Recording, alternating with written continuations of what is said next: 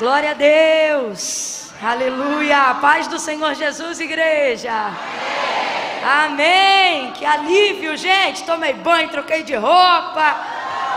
Vou explicar para os irmãos que não sabem. É que desde cedo a gente estava numa problemática, eu e minha mãe, que a nossa bagagem havia sido extraviada. E estava muito difícil, até porque domingo é difícil do shopping, as lojas só abrem depois das 3, eu acho, né? E aí se eu saísse, voltasse, a gente está hospedado distante de Alphaville, enfim, aquele rolo, né? Mas graças a Deus, Deus deu vitória, vitória total. Ai, gente, passei desodorante, louvado seja o nome do Senhor. Deu tudo certo. Você pode dar um glória a Deus aí? Pastor Tiago, quero agradecer por essa oportunidade, pela honra de conhecê-los aqui. Eu sou apaixonada pelo ministério que o Senhor confiou a vocês, na pessoa do pastor, do bispo JB Carvalho, da Dirce, são amigos do coração, e poder conhecer e estar com vocês hoje aqui, estende a honra dessa comunhão. Muito obrigada, tá? Deus abençoe todos os irmãos. Como é bom estar numa noite de ceia na casa do Senhor. Como é bom. Dê uma olhada aí para quem está do seu lado, diga assim: que privilégio. Não, sério, você entende o tamanho do privilégio de fazer parte do corpo e do sangue do Senhor? Oh, meu Deus, e hoje você tá muito forte, hein? Você tá muito forte. Por quê, Camila? Porque você hoje está literalmente crente até debaixo d'água. Porque que toró caiu hoje aqui, gente. Que coisa linda. Eu pensei que ia estar eu, o pastor, a pastora e mais uma meia dúzia de crentes teimosos que falou: não, eu vou mesmo. Mas o Senhor trouxe os seus adoradores para que seu nome seja engrandecido. Glória a Deus. Glória a Deus. Feliz de estar com os irmãos. Vamos abrir as nossas Bíblias no Evangelho do Senhor Jesus, segundo escreveu Lucas. Lucas, capítulo de número 22. Eu faço uma força para falar 22. A gente que é carioca dá uma chiadinha, né? Meu natural seria Lucas 22.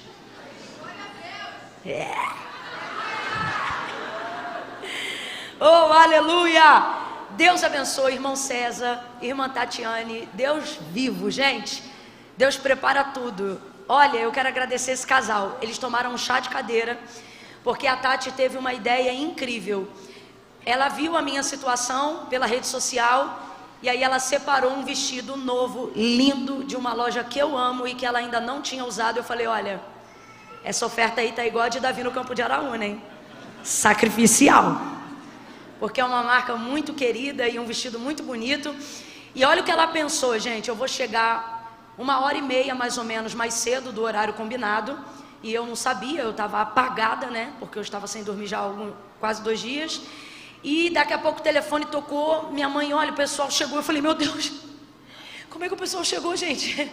Eu pensei: hoje é o dia que Deus me abate. Vou ir suja, fedorenta, feiosa, né? E não, ela teve essa ideia de chegar mais cedo, ver se essa roupa dava. Só que o que aconteceu? Tati e César trouxeram a bênção. Eles chegaram 30 minutos depois, cravado. Chegou quem?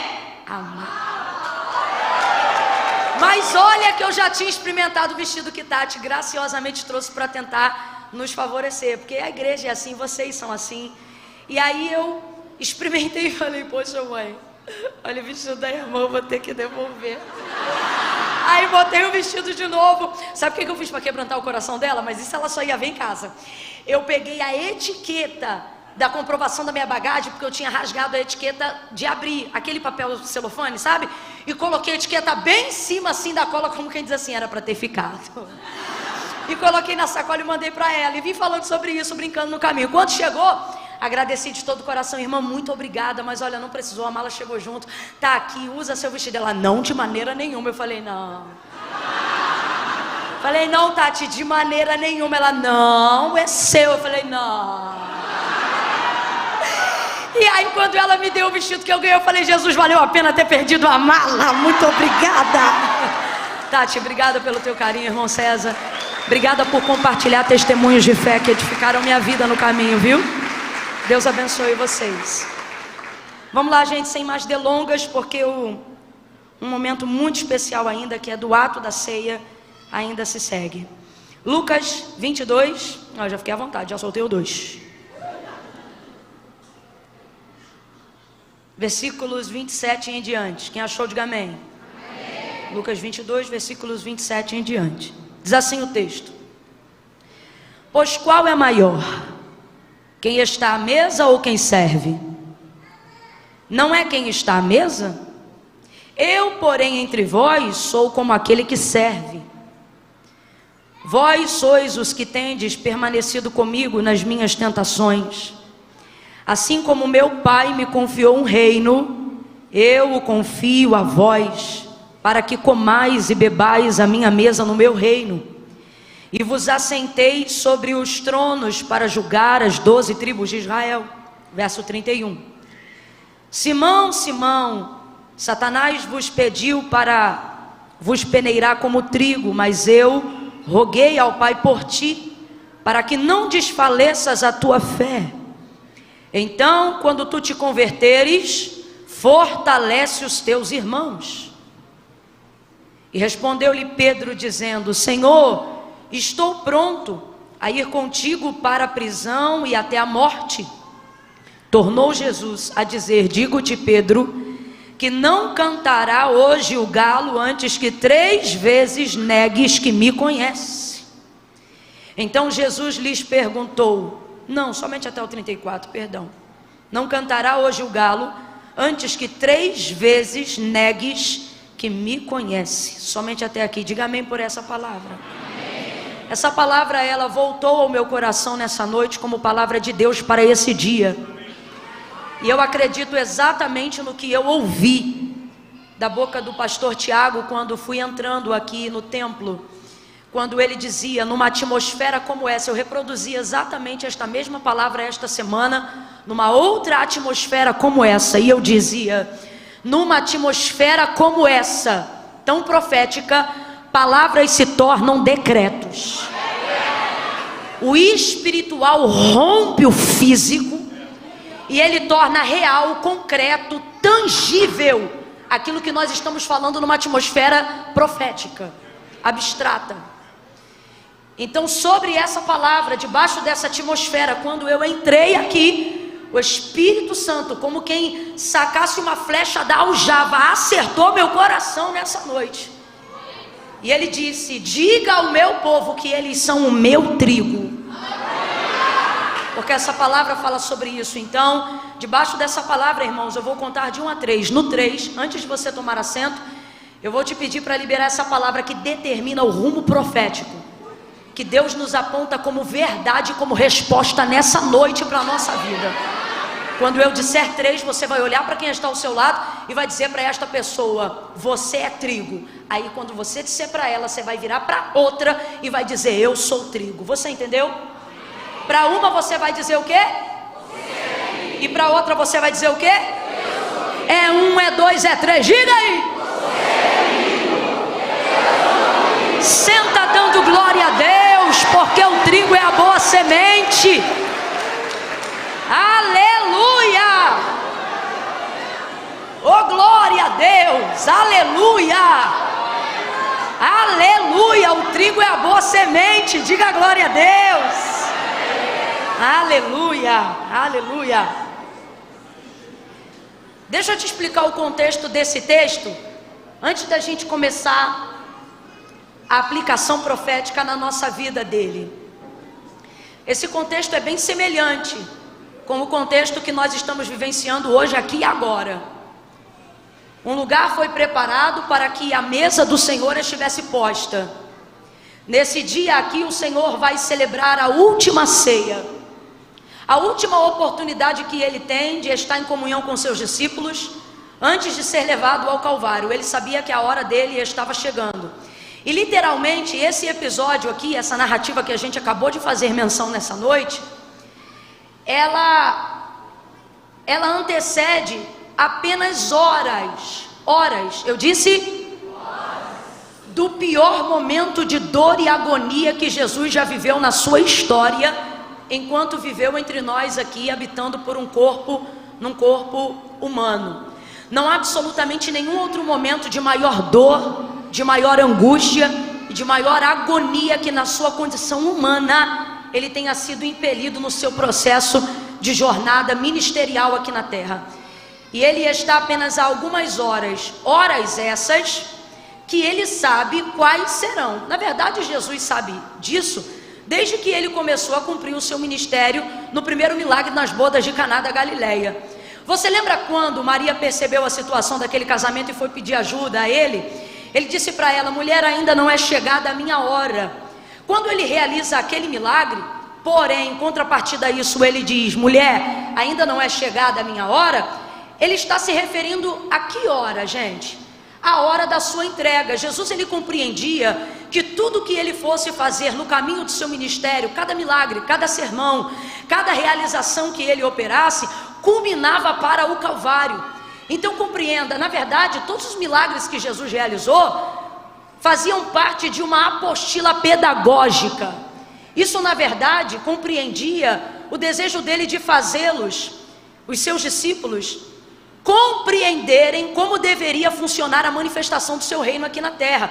Jesus não estava preocupado, na verdade, em ser ovacionado por ser poderoso através dos milagres que ele realizava.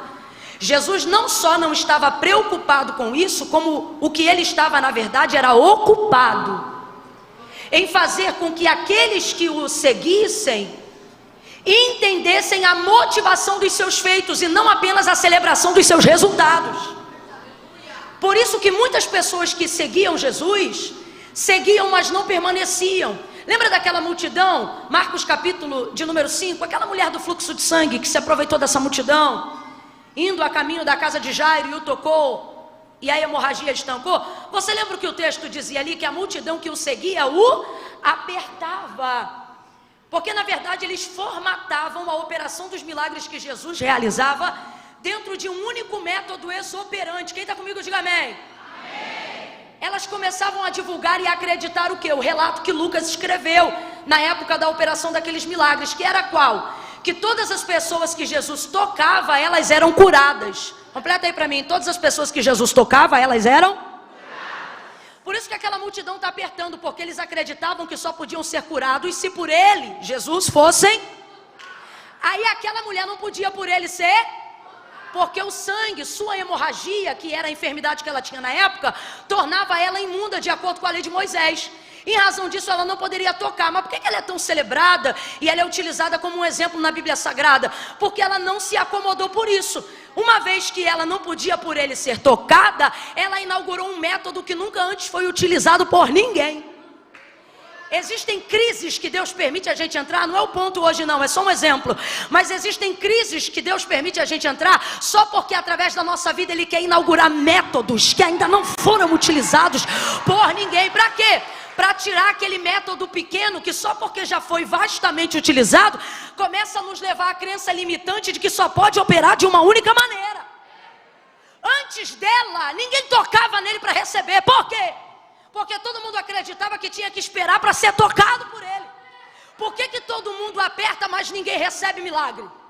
Porque está todo mundo esperando ser? Ela não. Uma vez que eu não posso por ele ser tocada, e é por isso que a fé dela é extraordinária, ela me impressiona. Eu costumo dizer que ela foi, pegou o que queria sem pedir e não foi roubo. Você vê que o sermão nem é sobre ela, mas ela me encanta tanto que eu já parei aqui no texto. Porque, meu irmão, a gente gasta tempo às vezes pedindo tanta coisa porque inauguramos ou estabelecemos um único método e uma única forma de Jesus operar. Ah, tem que ser assim, tem que ser assim. Aí vem essa mulher, de acordo com a lei mosaica, imunda. Ela não toca nele propriamente na sua pele para que ele não perceba que ela tocou e torne ele imundo. Por quê? Porque quem está buscando cura não faz isso sujando ninguém. Segunda coisa, ela faz isso tocando só na orla das suas vestes. Agora dá uma olhada em casa quando você chegar no texto de Marcos 5 e veja lá se ela pediu para ser curada. Em casa ela inaugurou um método com um pensamento dizendo assim: se eu tão somente tocar, tá todo mundo do lado de Jesus dizendo assim: se ele me tocar eu sou curado. Está todo mundo do lado de Jesus dizendo assim: se ele me tocar, eu recebo a minha vitória. Se ele me tocar, a mulher está em casa, não está do lado, mas olha o método: se ele me tocar, não, se tão somente. Jesus está dizendo: ei, estabeleça métodos dos quais, quando você não tiver mais o que fazer, sua fé seja o suficiente para acessar o que está preparado para você. Ela criou um método. Escuta isso aqui, que isso aqui é muito prático. Às vezes a gente quer colocar um milagre de maneira mirabolante. Isso aqui é prático. Ela criou um método, um plano. Completa para mim, por favor. Ela criou que não dependia de ninguém para ser operado, a não ser dela. Deus está dizendo: sabe por que tem coisas que você não realiza? Porque você diz: se fulano me ajudar, se o outro entrar, se o outro emprestar, se assim fizer. Deus está dizendo: quer ver milagre? Comece a estabelecer planos que só dependam de uma ação simples sua, e se envolva nesses planos. A gente olha para ela e a gente vê coisas extraordinárias, como uma mulher, por exemplo, que já ia saindo e Jesus trouxe de volta. Nessa hora eu até me indigno e eu digo: Deus, não é brincadeira não. A gente fica aqui tentando utilizar tudo que é método, que a gente conhece como aquilo que funciona. De repente essa mulher vai lá, toca na orla das suas vestes, é estancada hemorragia no corpo. O texto diz que ela sentiu na hora que ela foi curada, né? E se Jesus não chama ela, ela vai-se embora. Então vou perguntar de novo: ela pediu para ser curada? Meu irmão, olha a ousadia dessa fé. Foi lá, pegou e já estava indo embora. Nem obrigado ela estava dizendo. Pegou. Foi Jesus que disse: alguém me tocou. Jesus agora invadido na glória. Ei, alguém me tocou, né? E era ela disse: fui eu, Senhor. Mas o que eu estou querendo dizer com isso, gente? De maneira muito simples, essa mulher acessou uma oportunidade, criou um método único, exclusivo. Depois dela aí você vai ver um monte de gente. Depois dela aí você vai ver alguns casos a mais dessa mesma maneira. Mas veja, essa mulher, ela compreendeu que se ela tivesse a motivação correta pelo método, para o resultado que ela queria, isso seria o suficiente. Então preste muita atenção. Quando Jesus veio e ele implementa seu reino, e acabou que eu não disse o que eu queria dizer, e o que eu queria dizer de verdade é o seguinte: que quando ela realmente é um personagem que me deixa invejada. O que eu quero dizer é o seguinte: que quando ela acessa isso, ela não só cria um novo método, como ela corrige nas pessoas a motivação e a expectativa pela qual Jesus opera os seus milagres. Quando você compreende isso no reino de Deus, você começa a compreender que a principal vocação da manifestação de Cristo antes do Calvário, que é a sua principal obra quanto homem aqui na terra, ela está totalmente ligada a fazer os seus discípulos e os seus seguidores compreenderem a manifestação do reino de Deus aqui na terra. É como se fosse mais ou menos assim: se você quiser comer uma comida muito gostosa, você vai num restaurante que faz aquele prato como nenhuma outra pessoa faz. Tanto é que você pode ir lá 10 vezes, e se aquele restaurante for especialista naquele prato, você vai lá 10 vezes e vai pedir aquele prato. Só vamos supor que um dia o restaurante fecha. E aí uma vez que o restaurante fechou, poxa, ninguém nunca mais vai fazer aquela comida do jeito que eu comia naquele restaurante, porque era a especialidade daquele chefe, naquele dia da semana, naquele cardápio. Aí acabou para você. Para algumas pessoas a manifestação do reino de Deus cessou quando Jesus foi assunto aos céus. Por quê? Porque eles só andavam atrás dele celebrando os resultados e não compreendendo a motivação da sua operação. Quem não compreende a motivação da operação vê a casa do banquete ser fechada quando o chefe sai da cozinha. Estão compreendendo mais ou menos o que eu estou falando? Agora, quem é João, Pedro, eu e você? Somos aqueles que não só conheceram o chefe, como antes dele partir, pedimos a receita. Por quê? Porque compreendemos o que ele disse. Na condição de Senhor, falou aos seus aprendizes: aquilo que eu fiz, coisas maiores vocês farão. Eu estou sentindo uma graça de Deus tão grande. Quem trouxe Bíblia, levanta ela aí agora. Levanta com autoridade. verdade. Isso. Ai, Camila, eu não tenho Bíblia de papel. Você podia ter uma, vou deixar a dica. Levanta a tua Bíblia aí e comece a dizer: tá tudo bem, eu tenho a receita. Olha para quem está do teu lado e diga: a minha cozinha continua aberta. Tempero da graça, tempero da unção, tempero do poder, tempero da libertação. O reino de Deus se manifesta aonde eu entro, aonde eu falo, aonde eu canto, aonde eu prego, aonde eu profetizo, aonde eu intercedo, aonde eu oro. Porque eu não só conheci o chefe, eu compreendi suas motivações. Eu ando com a receita. Aleluia! Esses 2 anos vão virar 4, os 4 vão virar 8, os 8 vão virar 16, e todos os anos se seguirão até que a igreja seja arrebatada. Por quê? Porque o chefe está à destra de Deus, mas a receita está com os discípulos que compreenderam a manifestação do seu reino. Sabe o que é isso? Não é uma mesa de banquete qualquer, é o único corpo místico de Cristo, reconhecido e legitimado para manifestar o que Jesus operou quando por esta terra passava. Olha para quem está do teu lado e diga com carinho: me respeita. Eu tenho a receita. Você está entendendo? Alguém aqui está compreendendo? Tanto é que depois de um tempo, fortalecendo a mentalidade dos seus discípulos, para que eles não celebrassem apenas os resultados, mas para que compreendessem a sua motivação. Quando você tem a motivação assertiva, você tem motivação continuativa. Ela não passa independente dos resultados que você já viveu. Você continua trabalhando para viver novos resultados. Por quê? Porque quem trabalha pelo resultado é escravo, quem trabalha pela motivação é senhor. Você vai, continua vivendo, você continua seguindo. Vocês estão compreendendo o que Deus está falando conosco? Glória a Deus, esqueci. Vocês são da igreja do Bispo JB?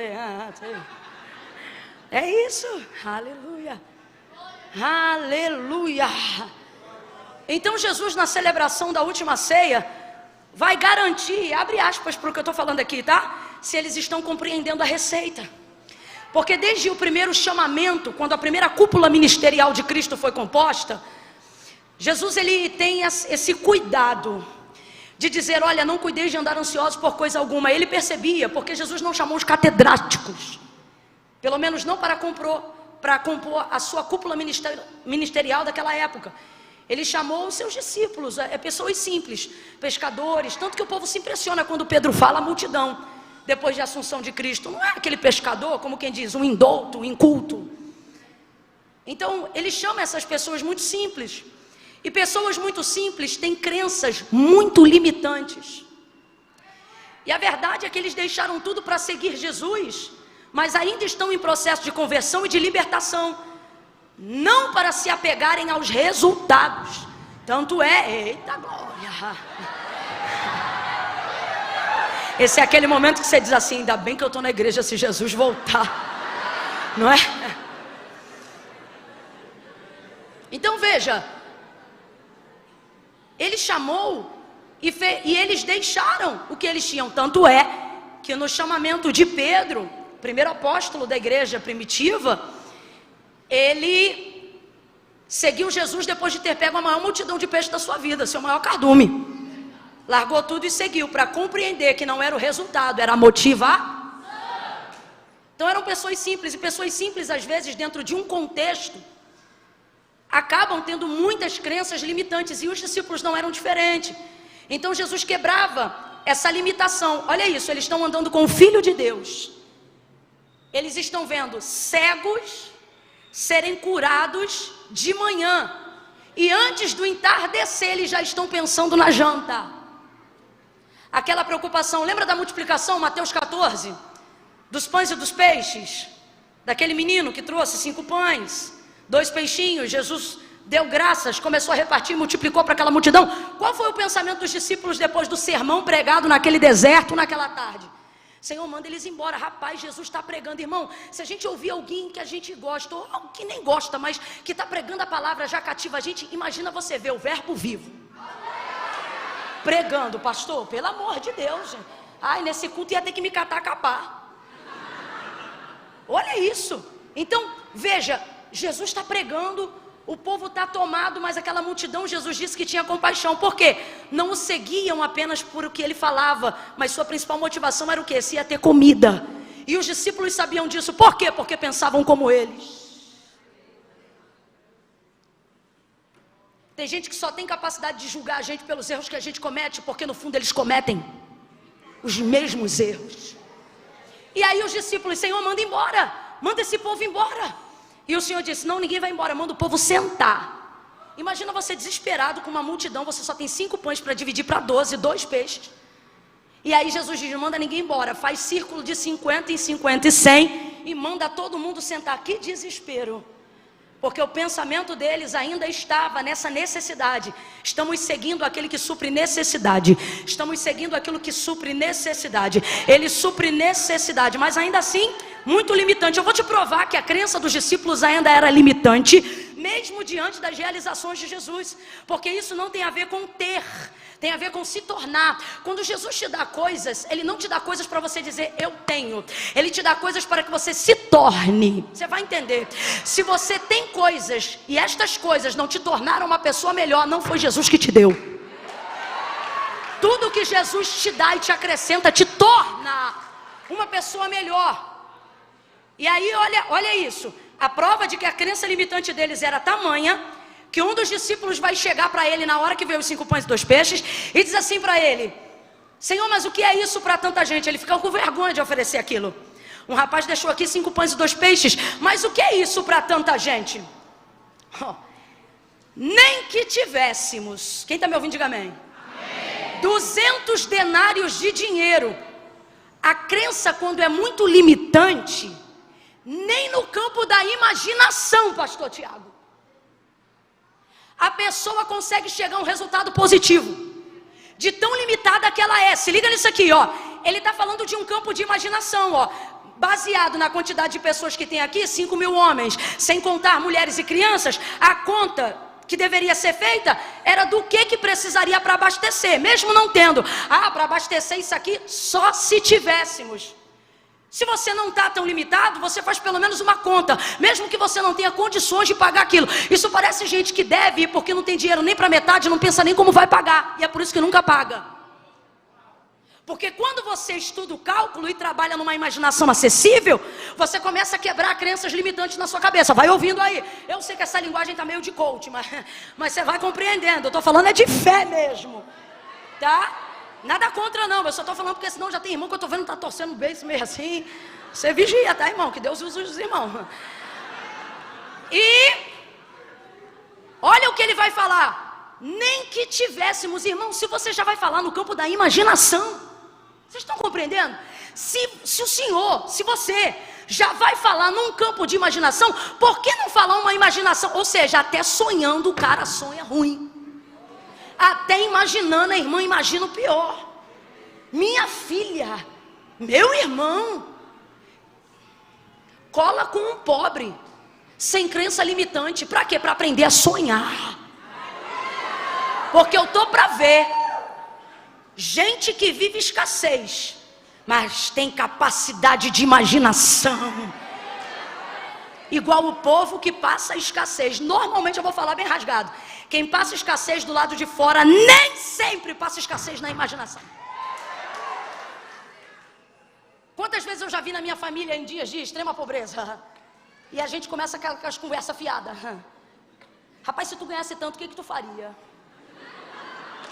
A gente entra na imaginação com tanta força, Sara, a gente entra na imaginação com tanta força, minha pastora, que a gente começa rindo, brincando assim. Eu comprava isso, eu comprava aquilo, e tu ia dar o quê pro fulano? Pro fulano eu ia dar 1 milhão, e pro outro eu ia dar 500 mil. Mas tu vai dar pro fulano, não sei o que. Rapaz, daqui a pouco a gente tá brigando por um negócio que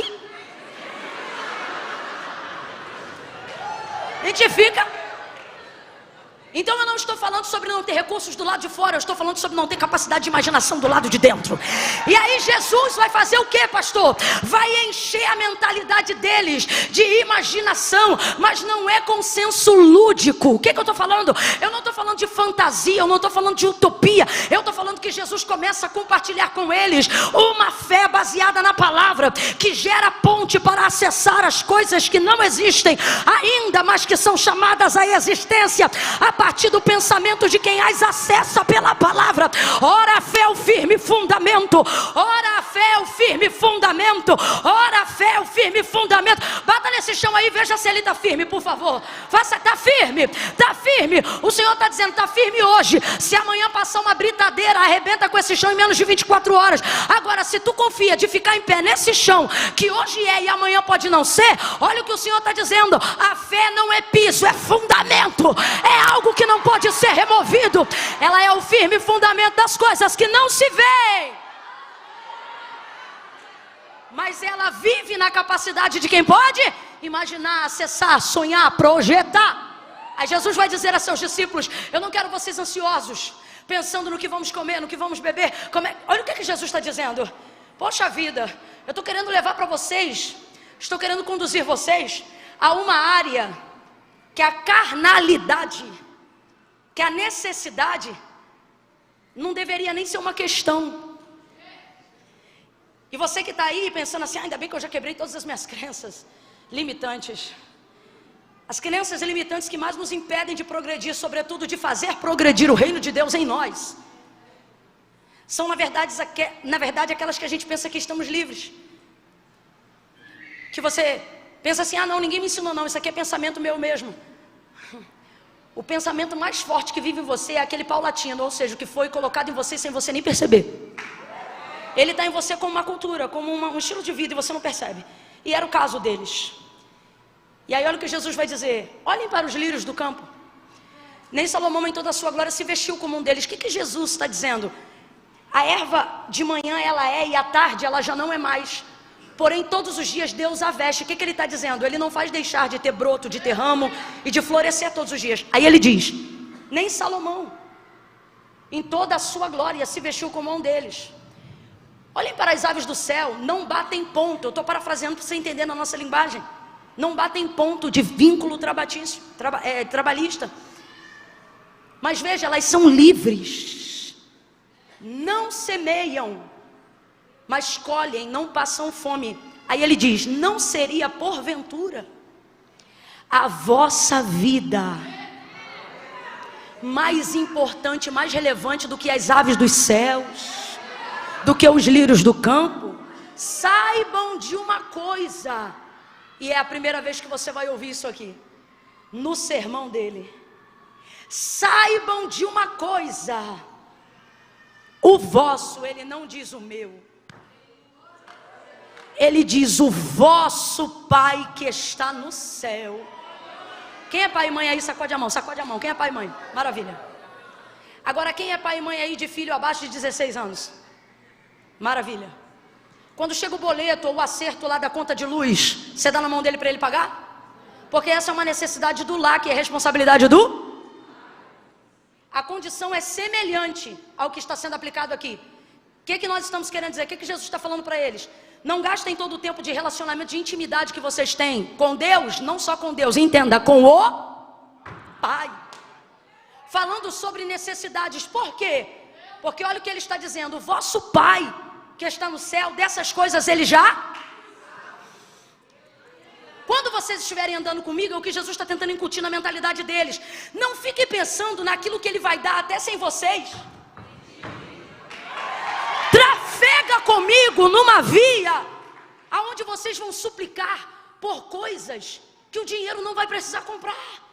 Trafega comigo numa via em que a sua dependência não vai estar limitada na roupa que veste, na casa que mora, no carro que você quer ter. Desculpa, mas você pode ter o melhor carro, a melhor casa, você pode ter a melhor estrutura financeira. Não é sobre isso. Isso vai te gerar enfado, vai te gerar ansiedade, vai te gerar síndrome do pensamento acelerado. Provérbios, Salomão fala sobre isso. Quanto mais o homem enriquece, menor fica o seu tempo, maior fica a sua preocupação, e menos paz muitas das vezes tem dentro da sua casa. Por isso no mesmo texto ele vai dizer: é melhor um bocado seco onde há paz do que muita riqueza num banquete onde há escassez de paz, ou seja, onde não há alegria. Então entenda, olha o que Jesus está dizendo: parem de gastar o tempo da vossa vida pedindo por aquilo que quando vocês não sabiam pedir, o Pai já dava. Quem aqui não nasceu num lar cristão, aprendeu o que era oração outro dia, o que era a vida devocional outro dia, e quando olha para a vida hoje, diante de Deus, diz assim: mano,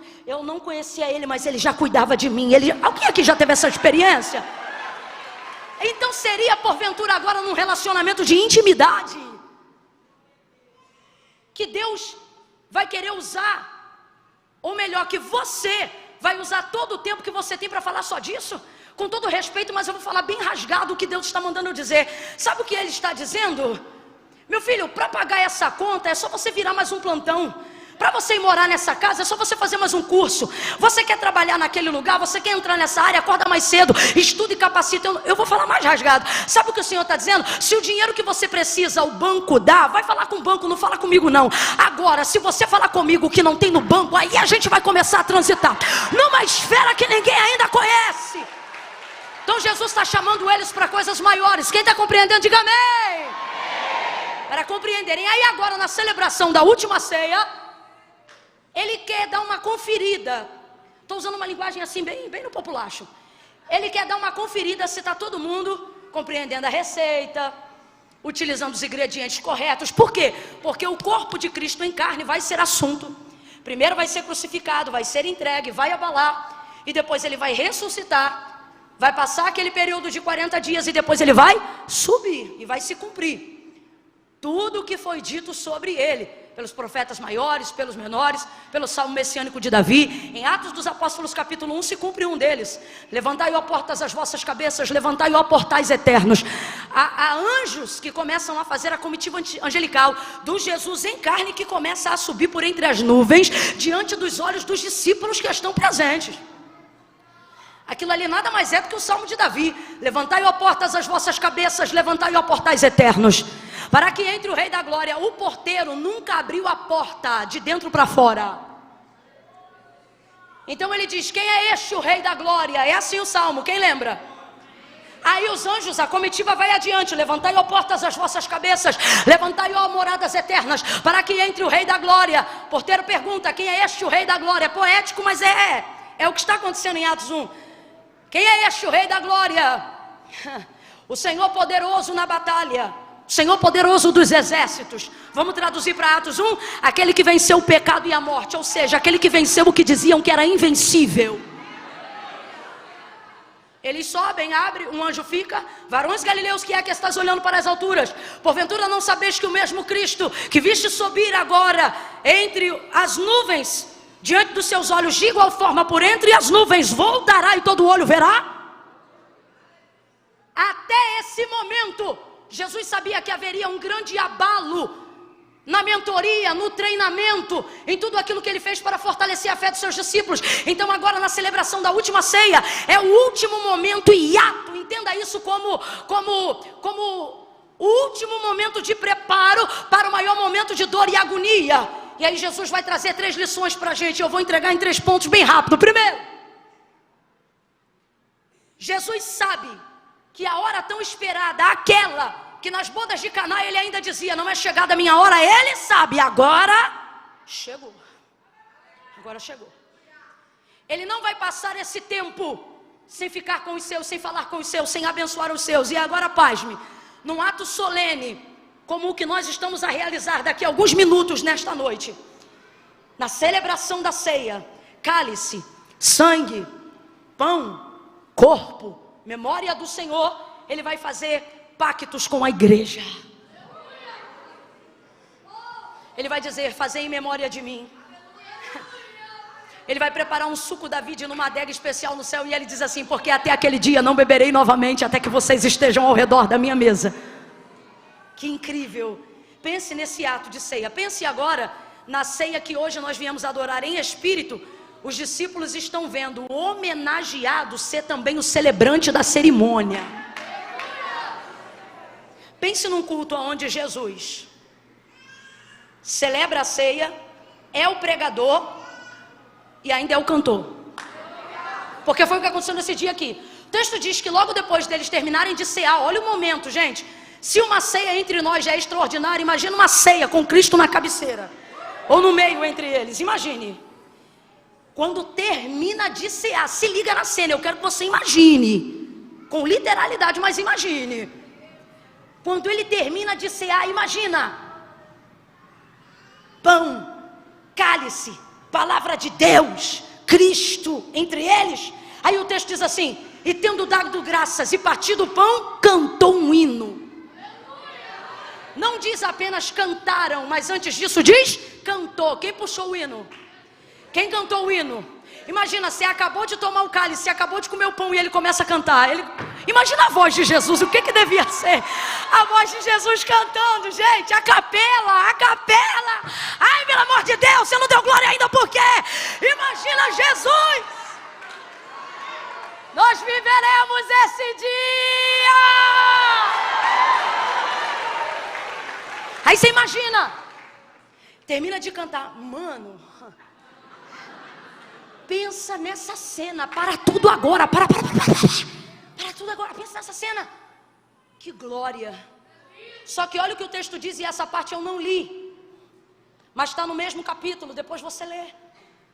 Depois desse momento, se liga, só falta os anjos, só falta sentir as asas dos anjos batendo no lugar. Olha o que o texto diz, que quando Jesus começa a falar da sua entrega, ou seja, ele está dizendo que eu vou sair, o Filho do Homem vai ser entregue, ó, vai acontecer tudo aquilo que eu estou treinando vocês. Olha o que o texto diz. E levantou-se entre eles forte discussão. Que é isso, Camila? Olha para o teu irmão e informa, diga, briga. Isso é briga 5 minutos depois da ceia, irmã. O pau começou a quebrar, a veia do pescoço de alguém começou a levantar. Alguém ficou vermelho, alguém falou mais alto. E posso te falar? A motivação da briga é tão feia quanto ela. Sabe qual era a disputa e a briga? Enquanto Jesus está falando da sua retirada, em vez deles sofrerem pela sua retirada, sabe o que eles pensam? Quem vai ficar no lugar da liderança? Deus me livre. Olha para o teu irmão e diga: Deus me free. Deus me livre. Jesus ainda nem se ausentou do meio deles, pastor. Nem se ausentou do meio deles. E eles já estão pensando quem é que vai liderar quem. Começaram a discutir para saber entre eles quem seria o maior. E Jesus estava presente. Aí Jesus vai acabar com a discussão. Jesus vai entrar e ele vai dizer assim: estando entre vós, quem é o maior? O que Jesus está dizendo? Calma que eu ainda nem saí. Estando entre vós, quem é o maior? O Senhor é o maior, ok. Sendo eu o maior e estando entre vós, pensem comigo. A mesa, quem é maior? O que se assenta ou o que serve? Olha o que ele está dizendo. Quem é o maior entre vós? O maior sou eu, Jesus. Ok, uma vez que vocês concordam que eu, Jesus, sou o maior entre vós, agora pensem comigo. Estando à mesa, tem aquele que se assenta e é servido, e tem o que está ao lado de pé servindo. Quem é maior? O que se assenta ou o que serve? Não, eu não estou falando para vocês falarem o que Jesus falou. Estou falando qual é o protocolo. Então você vai num restaurante, você manda o garçom sentar e é você que serve ele? Então vamos lá, Jesus está explicando para eles. Estando entre vós eu sou o maior, mas pensem comigo. A mesa, o maior é o que se assenta ou é o que serve? Agora, estando eu entre vós, me assentei ou vos servi? São perguntas. Eles lembram, foi o Senhor. Botou toalha na cintura, colocou posição de servo, lavou pés, fez um monte de coisa. Não, foi o Senhor. Pois então entendam, no meu reino. Sabe o que Jesus está dizendo? O problema de vocês não é nem vocês estarem brigando, mas é vocês estarem brigando pelo motivo errado. No meu reino o maior é o quê? O maior é o quê? Então ele não está brigando porque alguém quer ser referência. O que ele está brigando é pela motivação pela qual esse alguém quer ser. Então ele está dizendo, vocês querem ser maior? Não briguem pela cadeira, briguem pelo serviço. Pastor, vou liberar uma palavra profética aqui para a igreja do Senhor. Se tiver briga aqui, vai ser na escala de obreiro. Por quê? Porque alguém repetiu? Não, porque alguém vai querer vir de novo. Vai querer, não, esse mês eu vou servir todos os domingos. Não, esse mês eu quero todas as terças. Eu quero declarar que vai ter irmão levantando a voz no estacionamento dizendo, não, entre e assiste o culto. Aí ele dizendo, não, entra você. Hoje quem vai cuidar dos carros sou eu. Você recebe isto. Porque Jesus está dizendo, querem brigar? Briguem por isto.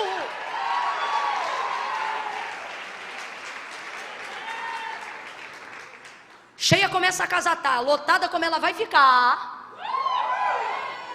quando você chegar primeiro e ter o direito do assento e chegar alguém que veio depois, é essa briga aí que eu quero ver. De você levantar e falar para quem está em pé, não, senta. E a pessoa dizer, não, de jeito nenhum, não, você vai sentar aí, senta aí. Eu levantei para você, é o que Jesus está falando. No meu reino maior é o que? No meu reino maior é o que serve. Parem de brigar. Tendo dito isto, se liga nisso aqui. Segundo ponto, só falta mais 10 minutos e eu encerro. Prometo, pastor. Tão crente a beça hoje. Segunda coisa, ele diz assim, tendo dito isso, ó, acabou a briga, cessou o problema. Ele vai direto em Pedro e não o chama de Pedro. Quem leu comigo lembra, ele chama ele de quê? Imagina uma briga onde 12 pessoas provavelmente estão discutindo, 3 com a voz mais alta, 2 mais baixo, mais algumas observando. Jesus chega, acaba com a briga e vai numa pessoa só. Agora responda para mim, dá para brigar sozinho, gente? Vamos falar real, dá para brigar sozinho? Dá não. Só que está todo mundo brigando, mas Jesus vai falar com um só. Ele vai direto em Pedro. E ele está chateado. Porque ele não diz Pedro, ele diz Simão. Sabe o que é Simão? Estou falando com a natureza caída da tua humanidade. Estou falando do homem que eu conheci lá atrás, não desse que está diante de mim agora.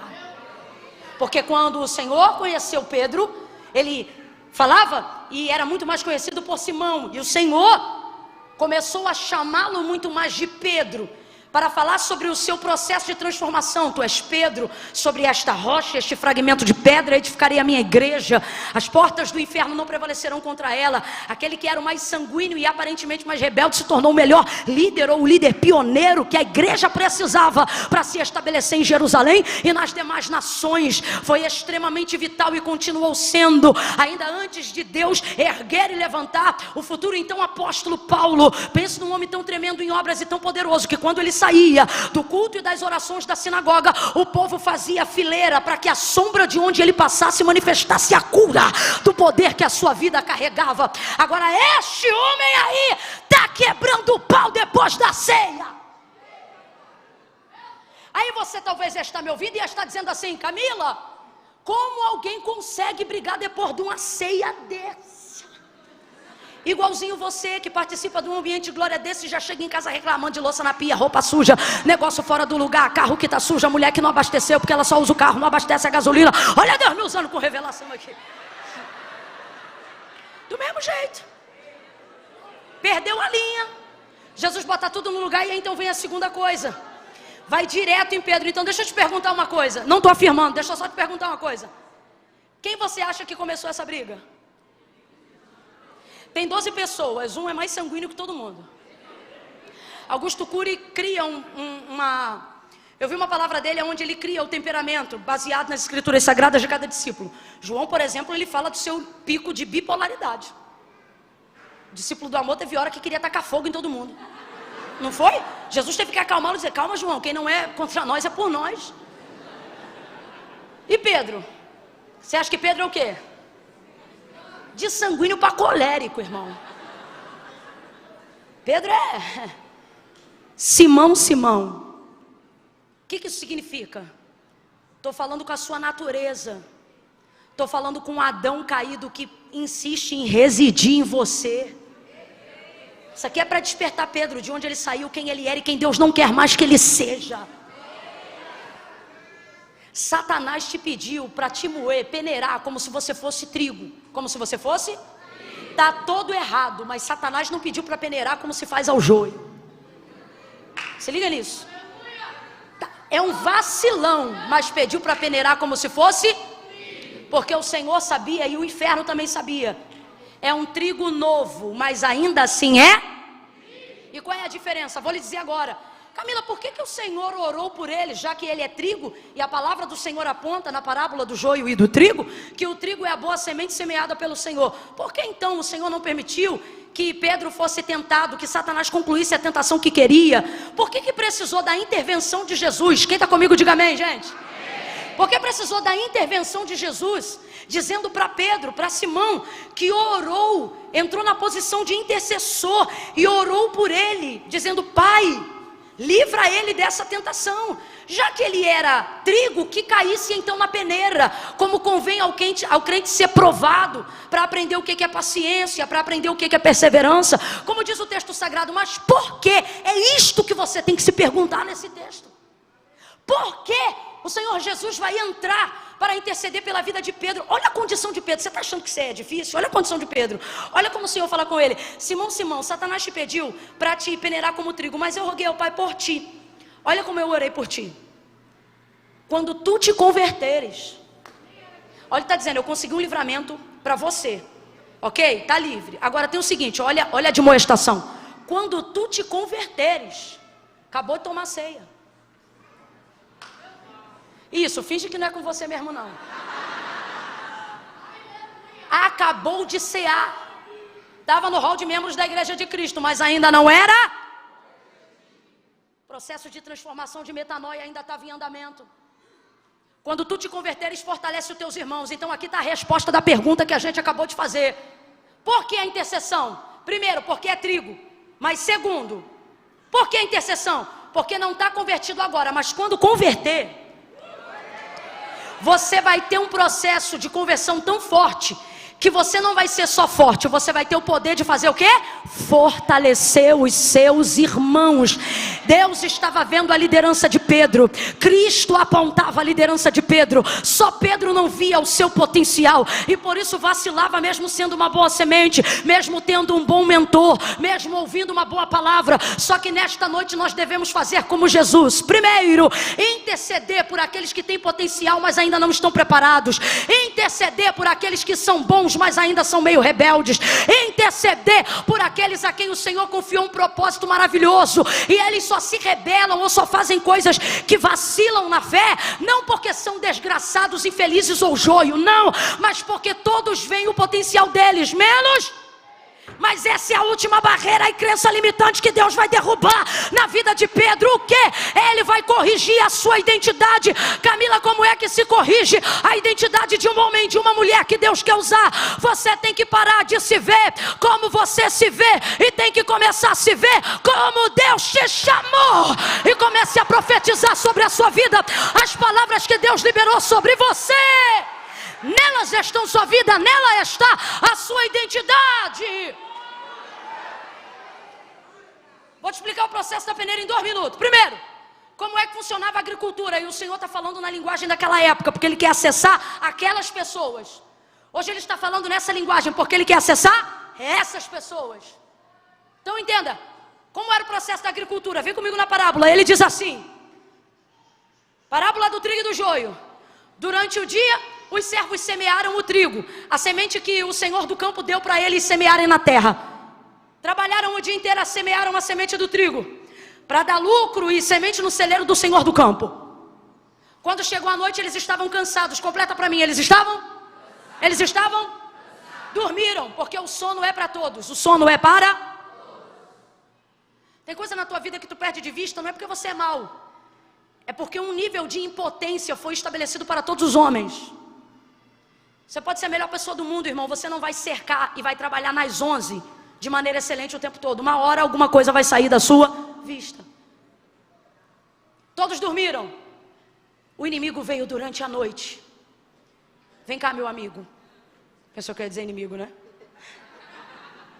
Faz um som aí daquele inimigo vindo sorrateiro.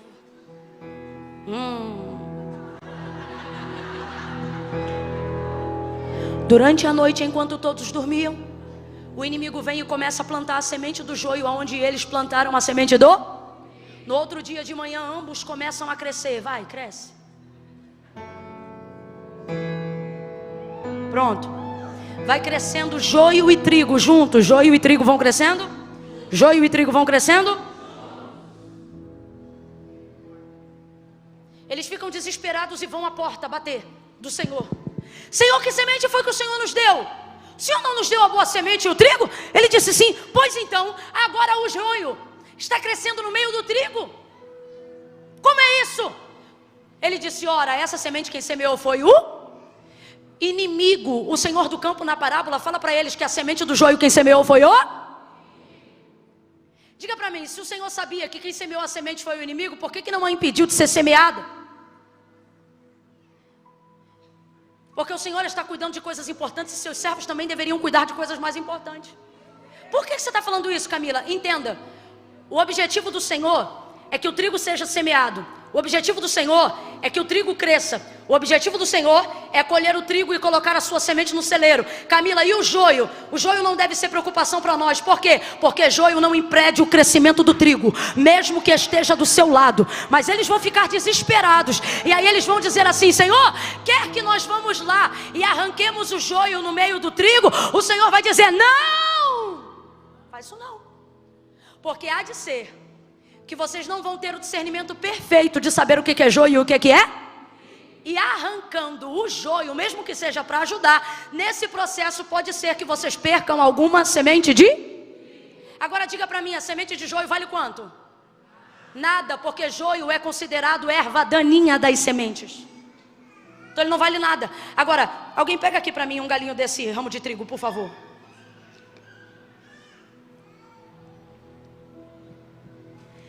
Uma espiga de milho, não vou gastar tempo aqui contando, mas ó, 2, 4, 6, 8, 10, 12, eu só sei fazer essa conta até 12. 13, 14, 15, 16, 17, 18, 19, 20, 20. Já passei de 20, presta atenção. Sabe quantas sementes são necessárias para num ramo de trigo? Quem está comigo ainda, abre o olho, diga amém. Sabe quantas sementes de trigo são necessárias para nascer um ramo de trigo que carrega uma espiga? Qual é o nome disso aqui? Qual é o nome disso aqui? Numa espiga, quando ela dá pouca, ou seja, quando ela dá uma espiga só, ela dá no mínimo 30 gominhos desses aqui que vocês estão vendo. No mínimo, você viu que eu parei na metade e já tinha 22. Então presta atenção. Uma semente devolve 30 sementes de trigo. Isso acontece se ela devolver o mínimo. Porque tem ramo de trigo que num ramo nasce uma espiga, 2 espigas, 3 espigas, 30, 60 e até por... Então olha a preocupação do Senhor da terra. Olha a preocupação do Senhor da terra. O baterista pode ir subindo também. Olha a preocupação do Senhor da terra. Se vocês arrancarem, vamos supor, 1000 feixes de joio, mas perderem um ramo de trigo, eu perdi muito por nada. Camila, então o que a gente faz? O trigo não deve ser sua ocupação, perdão, o joio não deve ser sua ocupação e menos ainda sua preocupação. Deus está dizendo hoje aqui, a trigos, a servos, e como o Senhor Ele está dizendo, por que você acha que tem que fazer tudo e organizar tudo do seu jeito, achando que você é o último profeta da última verdade pregada? Ah, porque eu vou revelar, ah, porque eu vou mostrar, ah, porque isso, porque aquilo, causa mais escândalo, muitas vezes mais confusão. Camila, cuidado, você está falando de um jeito que parece até que a gente tolera o pecado. Não, a gente não tolera o pecado. O que a gente não pode deixar é o que o joio está fazendo contra o campo, fazer nos perder as únicas sementes que importam para o Senhor. Senhor. Camila, eu ainda não entendi. Então você vai entender agora. Deus está dizendo: pare de ocupar-se com o joio, ou melhor, pare de preocupar-se com a vida do joio e comece a ocupar o seu tempo com o trigo, ao invés de passar o dia inteiro olhando na internet para ver quem pecou, quem estava no bloquinho, quem estava na marcha e agora veio aqui tomar ceia. O Senhor está dizendo: o joio não vai te levar a lugar nenhum. Quer ocupação? Vai visitar os hospitais, vai visitar os presídios, vai procurar gente que vai gerar resultado na obra de Deus. Com todo respeito, mas vamos aqui, olha para alguém aí e diga: Deus não quer. Não, prega comigo, tu não vai me deixar com essa batata quente sozinha não. Diga com firmeza, diga: Deus não quer. Você preocupado com o joio, diga: Ele te chamou para se ocupar com o trigo. Vai salvar as almas que o Senhor preparou. Vai cuidar daquilo que Deus botou na tua mão. Vai fazer aquilo que Deus te chamou para fazer. É o que Ele está falando com Pedro. É isso que Ele está falando com Pedro. O contexto, na verdade, é esse. Agora você vai entender melhor o que eu estou dizendo. Então quer dizer, para só um minuto aqui, um parêntese. Só um parênteses. Quem semeou o trigo, quem deu o trigo para ser semeado foi o Senhor. Então o trigo pertence ao... E os servos do campo trabalham para quem? Por isso que Ele disse não e é não. Porque você pode até cuidar do que Deus te deu, você só não pode tomar posse do que é de Deus. Quando Deus diz não é, não importa o quão zeloso você seja. Agora, veja bem.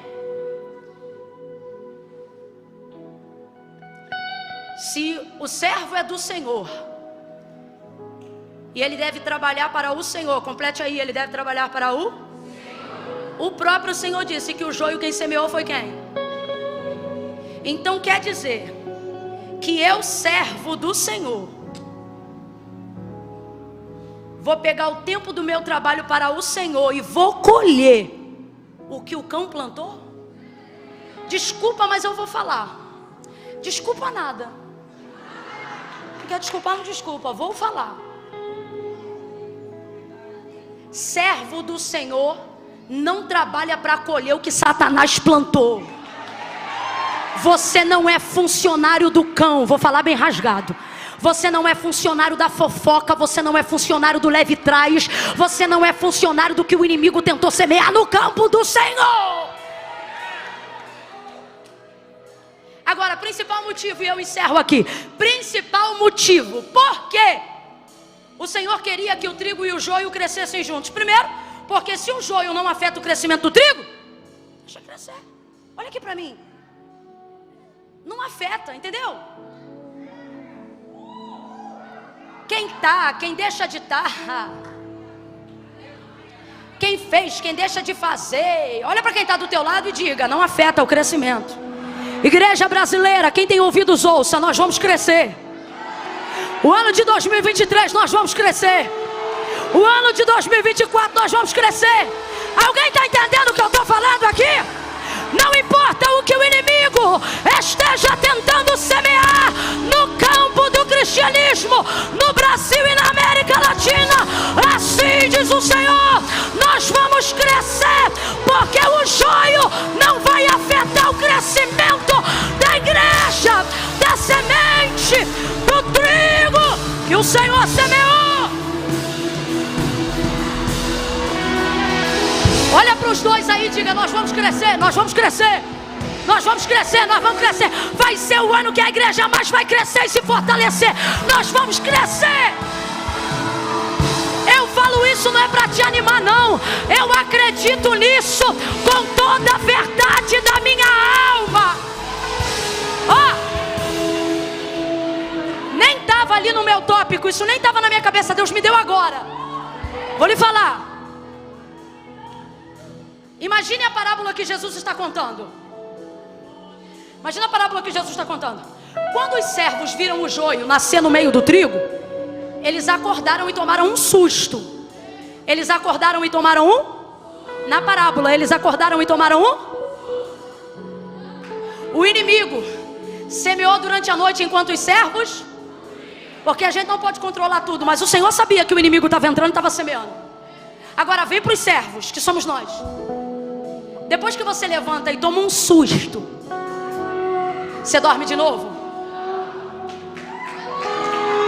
Quem está no espiritual já entendeu. Sabe o que o Senhor está dizendo? Esse susto não foi para bater a perna de vocês uma na outra, não. Foi para vocês dobrarem o pelotão da vigilância. No campo onde estamos semeando, se inimigo entrar, vai ter que entrar de foice. Vai ter que entrar, porque nós estamos armados. Oh, deixa eu fechar em Pedro. Senão os exegetas vão me excomungar nessa noite.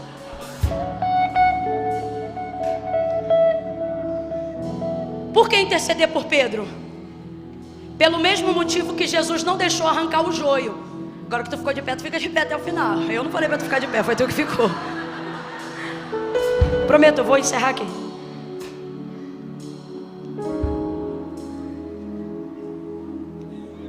Não quero que vocês arranquem.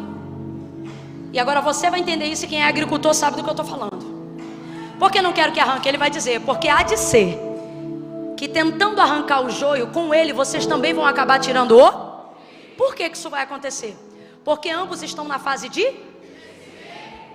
E trigo é trigo e joio é joio. Mas na fase de crescimento, ou seja, quando o trigo ainda é novo, eles são aparentemente...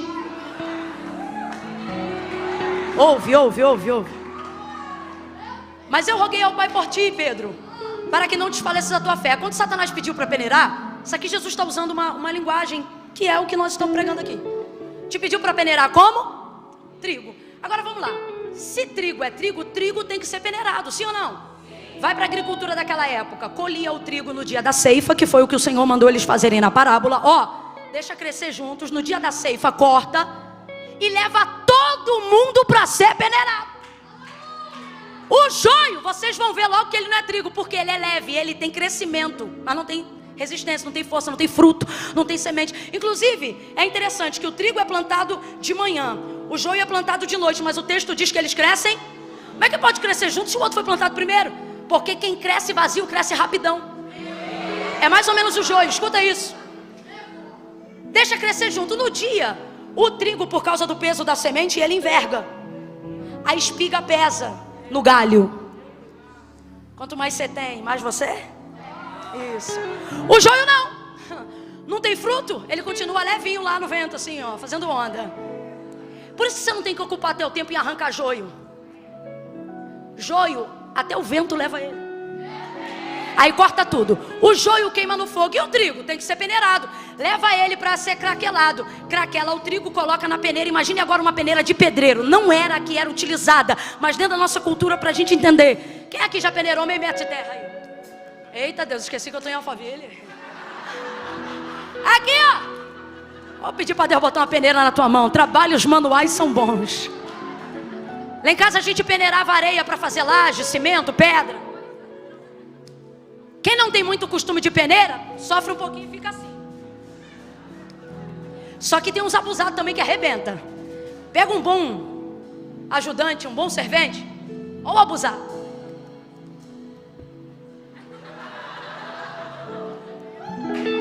Ele arrebenta. Joga para o alto, escute isso. O que a peneira faz no trigo? Ela rasga a casca. Quando joga para o alto, só sobe Sobe na verdade os dois, mas só cai de novo na peneira. Só ela tem peso para ficar. A casca não fica. A casca, guarde isso, eu fui estudar a história da agricultura de Israel nos dias de Jesus. Sabe o que eu descobri? E eu estou falando uma história com H. Que a maioria daqueles que cultivavam trigo pegavam o trigo no campo, mas levavam eles para onde passava o vento oeste. Sabe o que eu descobri, pastor Tiago? Que o vento oeste para o agricultor nos dias de Jesus na Bíblia significa literalmente aonde o vento faz porque no processo da peneira o vento levava a casca e o vento selecionava a casca da semente. Por que Jesus está comparando o homem, a salvação, a vida humana ao trigo? Porque isso aqui é ele não está investindo em você para fortalecer casca. O que ele quer fortalecer No céu não entra carne e sangue, o que vai entrar é a alma. Vai ouvindo. Mas o trigo novo é parecido com o joio. Por quê? Porque o trigo novo, ele cresce pegando os nutrientes da casca. O trigo só está pronto para ser peneirado ao amadurecer. E como o agricultor sabe que o trigo está pronto para ser colhido? Porque a semente do lado de dentro da espiga já soltou da... Então quando a peneira rasgar a casca, ela vai liberar a... Crente, quando está pronto para ser provado, a prova não machuca ele, melhora ele, libera para fora o que ele tem de melhor. Agora o trigo novo, se ele for peneirado, quando a peneira rasgar a casca, também vai ferir a... Porque ele ainda depende dos nutrientes que a casca puxa da terra. Você pode dizer que ama muito a Deus pelo que Ele é, mas primeiro você conhece Ele pelo que Ele faz. Deus sabe disso, por isso que Ele disse a Israel: Moisés, canta canções para o meu povo que lembra eles do que eu fiz. Por quê? Para que ao lembrarem dos meus feitos, eles saibam quem eu sou. Você pode até amá-lo depois de um tempo de convivência porque ele é, mas aprendeu a conhecê-lo através do que ele... Trigo novo precisa de feitos, nutrientes para fortalecer a alma, o espírito. Só que trigo maduro...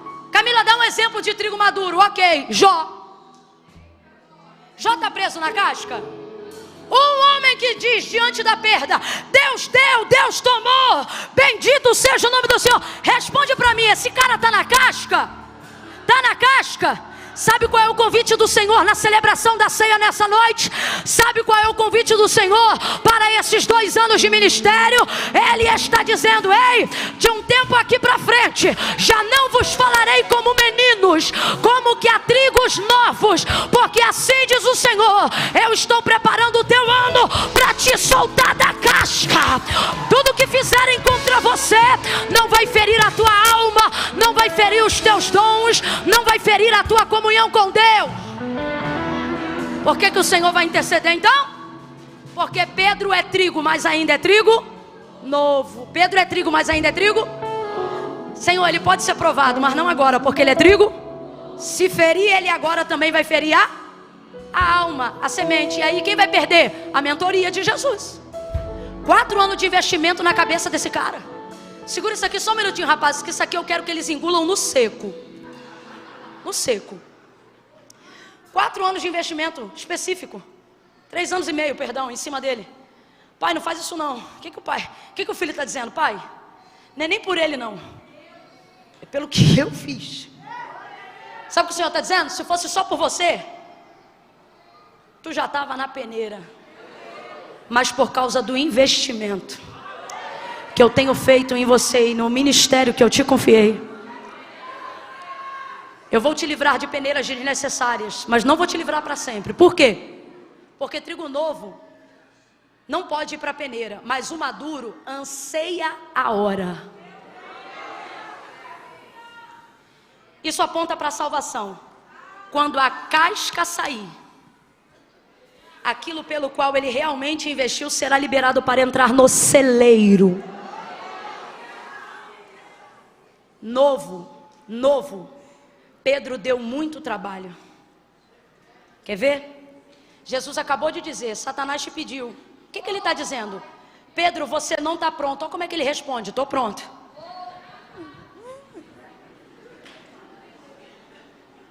Olha que maturidade.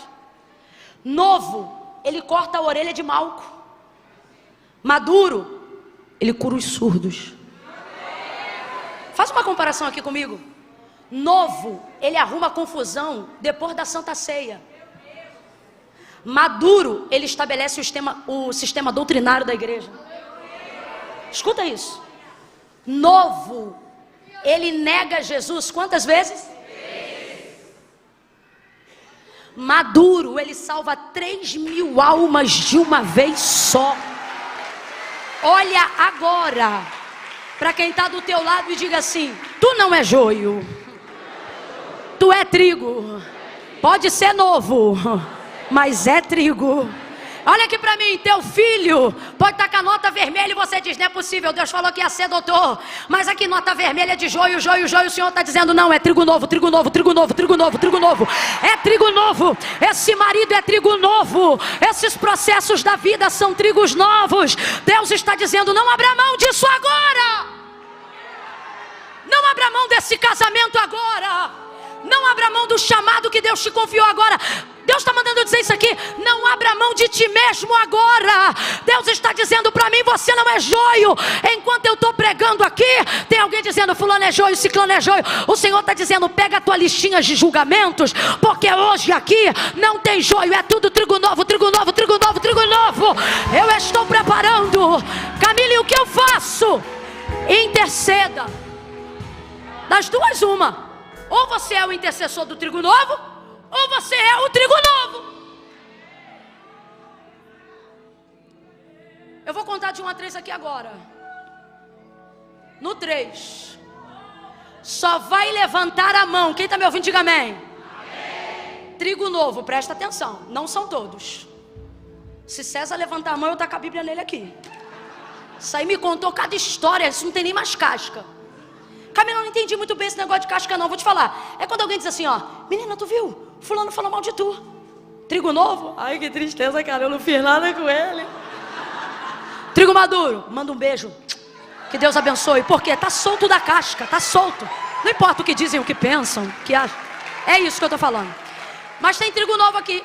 Gente que tá com a identidade de si mesmo deturpada, pensando assim, Camila, porque eu me afastei, eu só posso ser joio, eu não consigo ser crente. Alguém aqui nessa noite falou isso por esses dias, disse, eu não consigo ser crente. Sabe por que tu não consegue? Sabe por que tu fica... A pessoa que está aqui, que falou isso, ela falou isso porque ela disse assim, não dá, eu fico com um pé lá e outro cá, porque eu não consigo ser crente. Não, tu não entendeu, campeão, o que tu não consegue é ser ímpio. Porque se tu conseguisse, tu não estava aqui no culto de domingo à noite. Tu fica lá e cá por causa da guerra do teu chamado. É que nem você que está aqui que diz assim, não, eu venho porque eu gosto, mas eu sou desviado. Desviado domingo, no dia da ceia.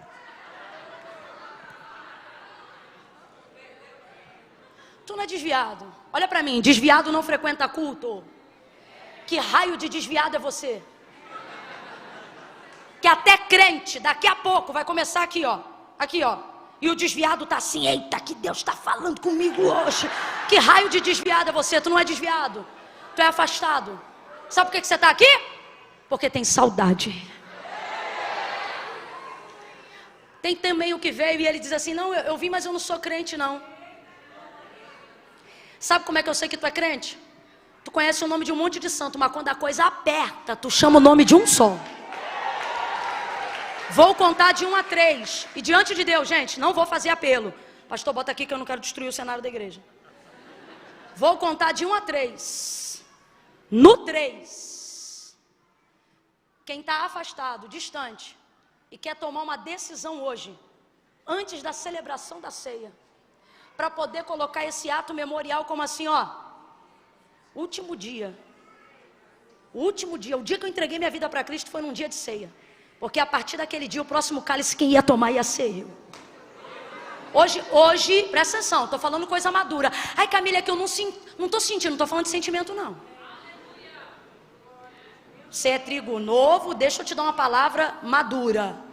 Salvação não é sentimento, é decisão. Aí eu não estou sentindo, não. Crê que Jesus é o único mediador entre Deus e os homens? Camila, eu creio. Crê que em breve ele voltará? Camila, eu creio. Crê que ele foi enviado ao mundo para redimir o homem e dar-lhe redenção no perdão dos seus pecados? Camila, também creio. Crê em algum outro Senhor que faça isso? Não, só nele, então tu é crente. Aí a pergunta é, por que não é salvo? Porque ser crente não faz de você salvo. E por que não? Porque não foi a igreja que inventou isso. Olha para mim, foi Jesus que disse: aquele que me confessar diante dos homens, eu também o confessarei diante do meu Pai que está no céu. Porém, aquele que se envergonhar de mim, a maioria das pessoas que amam o Senhor de coração, não fazem com ele uma aliança, não porque não o amam, mas porque sentem vergonha. Imagem deturpada da identidade. Não posso, depois que eu casar eu vou. Ele não está te pedindo casamento, está pedindo a decisão. Não, Camila, mas eu tenho aí um monte de coisa para resolver. Eu tenho um tico-tico no fubá. Vem você, levanta a mão, tico-tico, fubá. Porque Jesus não disse para ninguém, se arruma e vem. Sabe o que ele disse? Vinde a mim. Todos vós que estáis, estado temporário, vai passar. Mas por que eu vou do jeito que eu tô? Quem conhece meu testemunho sabe, gente, eu não vim bonitinho igual hoje não. Bermudinha do Tasmania, camisete do piu-piu, barriga de fora, sentada no último banco do culto de domingo, porque eu dizia, hoje tem evento especial no baile, quando o culto acabar eu quero ser a primeira a sair. Era assim a minha vida, sábado no baile, domingo na igreja.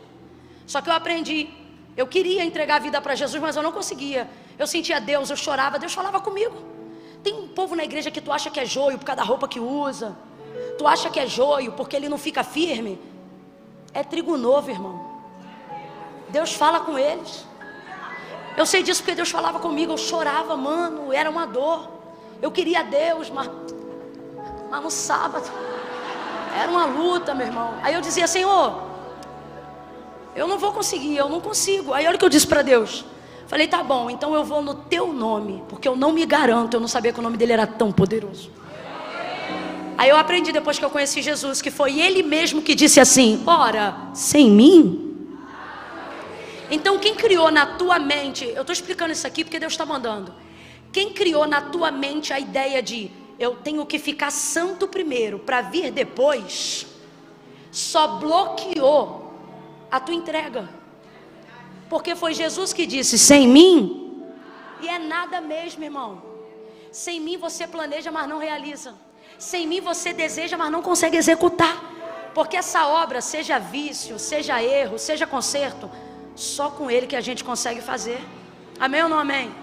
Não vou protelar mais, vou contar agora de 1 a 3. No 3, se você está afastado, se você está distante.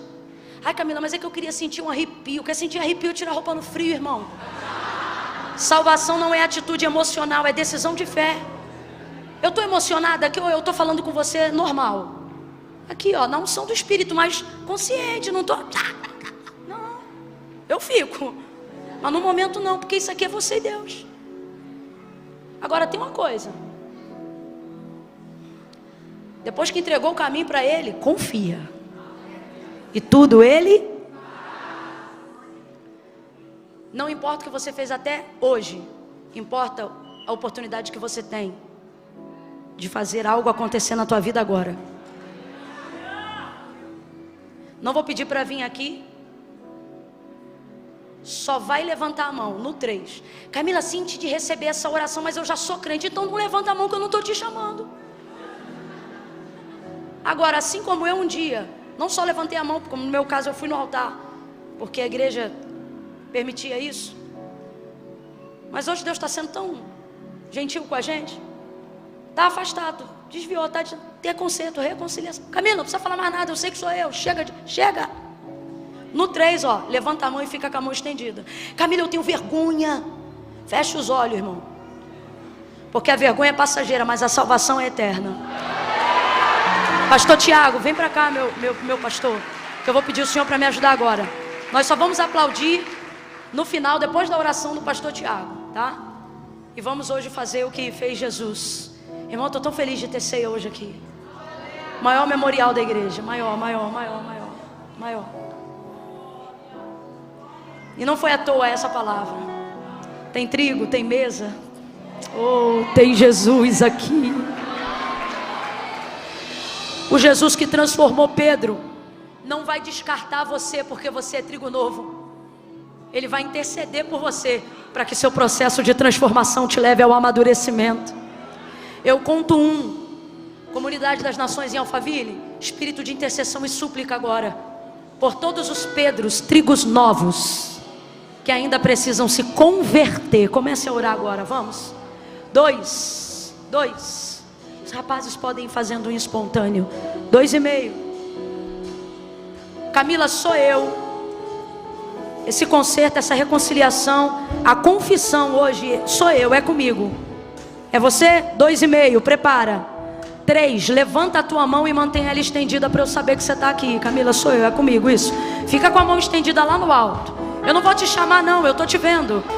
Camila, sou eu estou voltando, eu estou fazendo minha aliança com Deus hoje. É você? Então mantenha a mão estendida. 1, 2, 3, 4, 5, 6, 7, 8, 9, 10, 11, 12, 13, 14, 15, 16, 17, 18, 19, 20, 21, 22, 23, 24, 25, 26, 26, 26, 27, 28, 29, 30, 30, 30, 31, 31, 32, 33, 34, 35, 36, 37, 37. Ei, se você é da igreja e está vendo uma mão estendida, mantenha a mão. Quem fez a aliança, mantenha a mão. Seja corajoso, mantenha a mão. Está vendo a mão estendida? Cola aí. Se você é da igreja, cola com essa pessoa que está com a mão estendida agora. Vamos orar junto, vamos orar junto. Camila, tem uma pessoa com a mão estendida aqui perto de mim. Chega perto dela aí agora. Quando alguém te abraçar, aí você pode abaixar a mão. Enquanto não te abraçar, não abaixa não. Ó, tô precisando de gente lá atrás, obreiros. Lá atrás, ó, lá atrás. Tô precisando de gente lá, ó. Cola aqui também, eu preciso de uma irmã aqui, ó. Aqui, ó, isso. Cola com quem tá. Isso. Isso. Oh, meu Deus. Aquele senhor lá, ó. Tem alguém aí? Tem alguém aí com ele? Você que tá com o neném no colo, tem alguém do teu lado aí? Tem? Então vamos embora lá, gente, vamos embora lá. Bora, sai do lugar de vocês são da igreja. Vai lá e vai colando na galera. Ninguém sozinho agora. Trigo maduro com trigo novo. Trigo maduro com trigo novo. Intercessor, intercedendo agora por trigo novo. Porque o Senhor vai levantar homens corajosos como Pedro, mulheres vocacionadas como Maria. Orianda levanta la conta, levanta la baixo. Reminarabaia, xericada raçuia. Que unção é essa? Um ciclo novo está sendo aberto nesta noite.